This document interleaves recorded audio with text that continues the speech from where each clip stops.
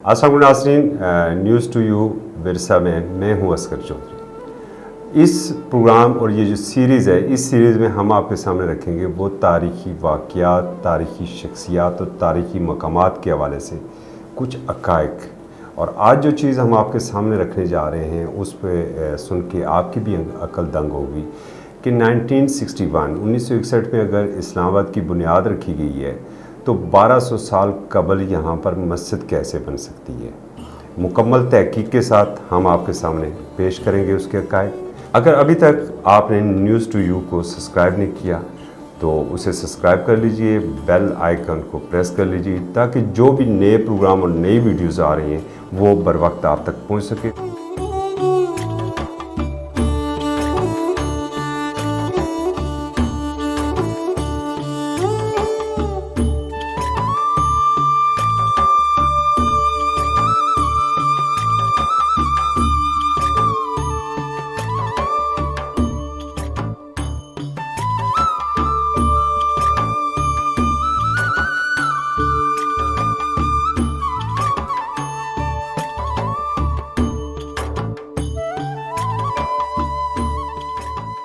तो ये हकीकत ऐसी है नाज़रीन कि जिस वक्त 711 और 13 के दरमियान, जिस वक्त मोहम्मद बिन कासिम की फतवात का सिलसिला सिंध में जारी था, उसके ठीक 100 साल के लगभग 804 में दो ईरानी भाई जो तिजारत की गर्ज से इस खित्ते में आए थे, उनका गुज़र हुआ पुठवार से। और उस वक्त का जो तिजारती हब करार दिया जाता है, जो तिजारती हब समझा जाता था, वो था कुर्री शहर। यकीनन आप हैरान होंगे कि कुर्री शहर का नाम इतना पुराना कैसे हो सकता है।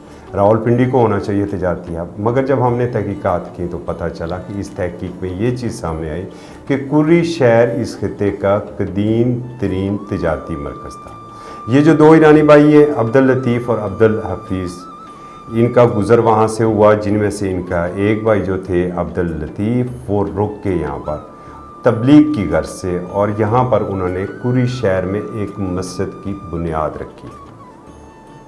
कुछ अर्सा रखा और उसके बाद वो मस्जिद मुकम्मल हुई। और मस्जिद फ़न तामीर का एक ऐसा नमूना था कि जो आज की तारीख़ में वो चीज़ें हमें नज़र नहीं आती हैं। इतनी कदीम मस्जिद, उसके अंदर नक्श व नगारी और फिर जो महराब बनाए गए थे उनका भी एक अपना अंदाज़ था उस मस्जिद में। नाज़रीन, इसमें एक जो चीज़ बड़ी ख़ास थी कि जो महराब के ऊपर जो अशार लिखे गए थे वो फ़ारसी में अशार थे। और उस वक्त इस जो जगह थी कुर्री शहर और करब जवार में जो पिंड बगवाल या दूसरे जितने भी गांव थे, मगर शहर जो था वो सिर्फ कुर्री था। और यहाँ पर अक्सरीती आबादी जो थी वो थी हिंदू और सिखों की।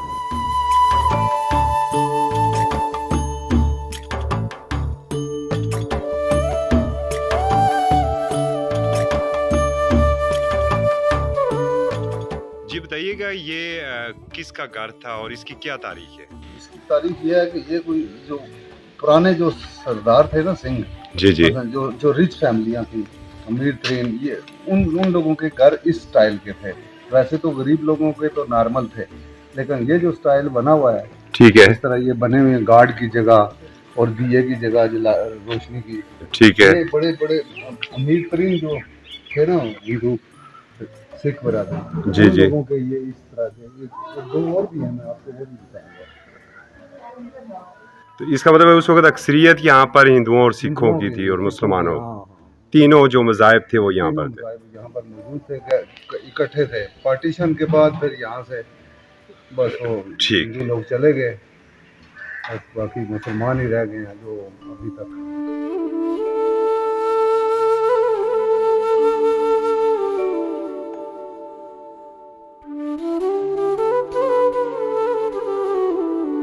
राज भी उस वक्त जिसके उसके बाद यहाँ पर रंजीत सिंह का सिख राज इस इलाके में ज़्यादा था और उसकी वजह से कुछ मसाइल भी बिलखसूस मुसलमानों को दरपेश थे। ये एक लंबी सीरीज़ है, इसके आगे जाके हम आपको ये बताएंगे।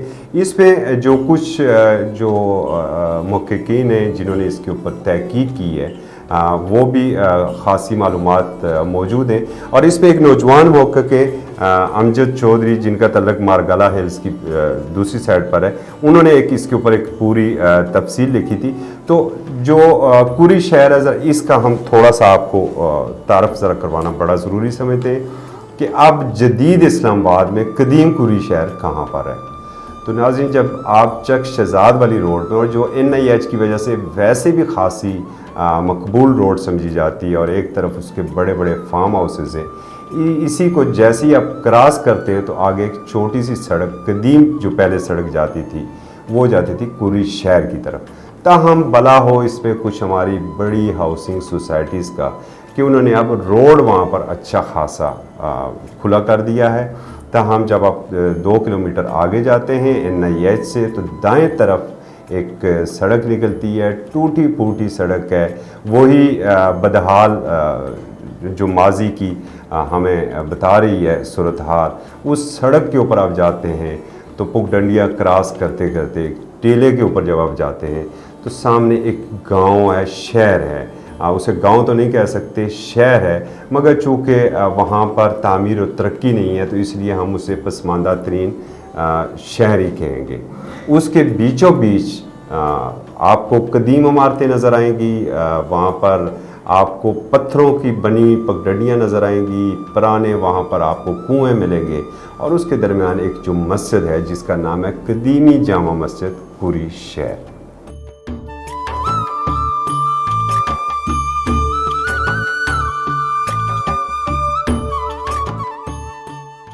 तो नाज़रीन, जिस वक्त आप मस्जिद के अंदर आप जाते हैं तो जो मस्जिद बनाई गई थी जिस अंदाज में और जो उसके अंदर ख़ताती थी, बिलखसूस नक्श नगार और फ़ैरोज़ी रंग का उसके अंदर इस्तेमाल बहुत ज़्यादा था। ताहम हमारा जो विरसा है उसकी तवज्जो उस जानब ना होने की वजह से तकरीबन 32 साल कबल देहातियों ने उसकी हालत ज़ार को देखते हुए उस पर सफ़ेदी मरवा दी और उसके बाद कलर कर दिए गए। को कि अब टाइल्स लगी हुई हैं, उसे जदीद मस्जिद में तब्दील किया गया है। मगर वो जो तारीख़ी नक्शो नगार और अबारतें वहाँ पर लिखी हुई थी वो उस सफ़ेदी से मिट चुकी हैं या सफ़ेदी की तह में जा चुकी हैं। इस हवाले से हम आपको मज़ीद भी आगाह करेंगे और मज़ीद भी हम वहाँ पर कुछ लोगों से मिलवाएंगे जिनसे हम बात करेंगे और उनसे ये पूछेंगे कि इस मस्जिद की आज तक हुकूमत की जानब से, हमारा कौमी विरसा जो है उसकी जानब से इसके ऊपर तवज्जो क्यों नहीं दी गई है। इसी गली में जब आप जाते हैं तो गली के अंदर आपको कुछ ऐसे मकानात भी मिलते हैं जो कि हज़ारों साल पुराने, कम से कम सदियां उन मकानों को गुज़र चुकी हैं, जो उनकी वहाँ पर हालत है। और अब भी खंडरात आपको बता रहे हैं कि इस मस्जिद के इर्द गिर्द रहने वाली आबादी कौन थी और इस मस्जिद के साथ क्या सलूक हुआ रंजीत सिंह के दौर में, इसके ऊपर हम अगले प्रोग्राम में आपको बताएंगे। इजाज़त दीजिए, अल्लाह हाफ़िज़।